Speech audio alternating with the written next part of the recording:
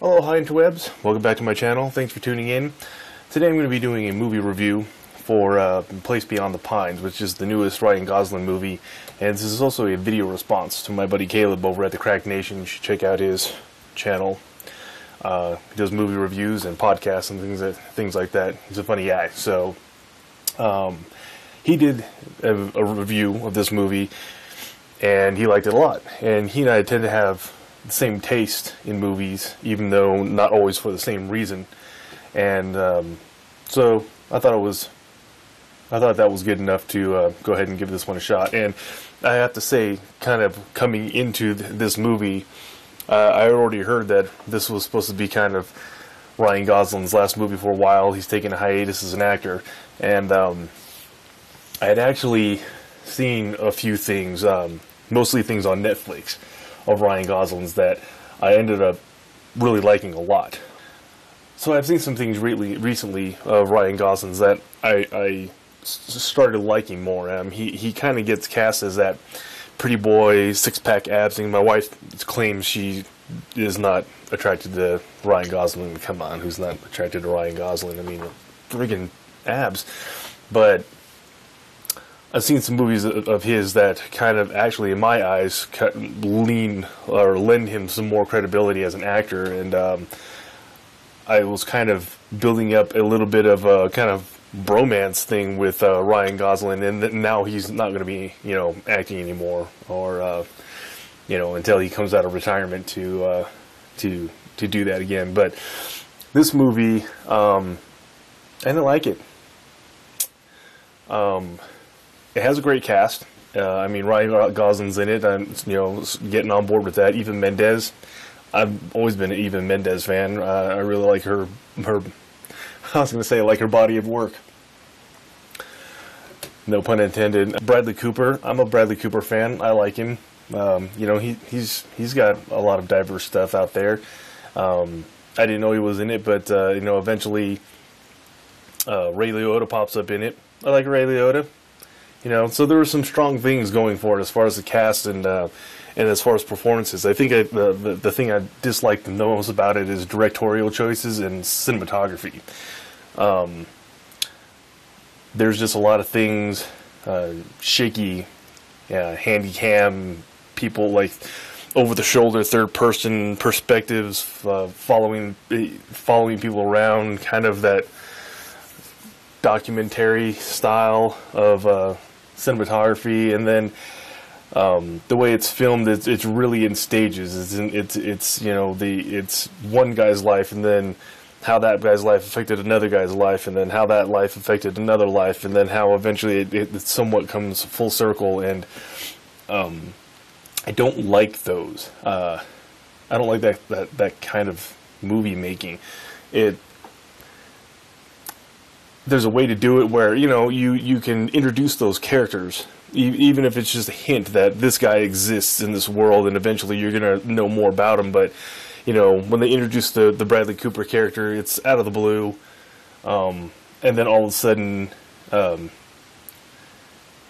guess I should warn you, spoilers. Yeah, we really can't get into it, why I don't like this movie without some spoilers. So, spoiler alert. That's not too late for that. So you get invested in the Ryan Gosling character and how he's reacting to his situation and what he does to correct his plight in life as it comes to him. And then the Bradley Cooper character is introduced, and the Ryan Gosling character goes away, i.e. he dies. I really can't get around that one. So Bradley Cooper's character is a cop, and Ryan Gosling's character is a bank robber, and the cop kills the robber. And then you get involved into the cop's life, and how the cop reacts to that, and how the cop has to live his life in the wake of having killed somebody, and the cop is concerned about this man's family, and this man's child that got left behind. And then eventually you get involved, that portion of the movie is over, that portion of that guy's life is over. You fast forward 15 years from now, and as soon as I saw it pop up on the screen, it says 15 years later, I'm like, I automatically know we're going to be talking about the kids, because there was already that foreshadowing in the middle section of this movie that there was a concern for the kids, which there wasn't foreshadowing of the concern for this cop character that comes out of the blue. So it's like you get invested in the movie, in this first third of this movie, in two characters, and one of them dies, and then it's a completely different movie. And then in the last part of the movie, it's more involved in some other characters that were introduced in the second part of the movie that you don't really get involved with too much, and now it's a whole new set of characters. It was just it wasn't confusing. I mean, I get it. I understood the chronological order of the movie. I just don't like it. I don't like not having a hint about anything having to do with new characters being introduced, and all of a sudden the movie's all about them and not about the other character that you were supposed to be trying to get attached to or understand. And then you get a traditional movie setup where there is foreshadowing for characters that you're supposed to be concerned about, but I don't know that I was, or really could be. I mean, the children of these two guys, they eventually meet and there's conflict, and that's predictable. So it turned from a very unpredictable to very predictable. It just seemed very convoluted to me, and I didn't like it because of that. And it wasn't because of the performances weren't strong enough. It's just trying to follow this line of storytelling was really annoying the crap out of me. Basically, is what it comes down to. And then it gets kind of like out of control, fantastical, and then nothing happens. It's sort of like a build-up to, and then nothing happens, because there's this huge conflict with the children.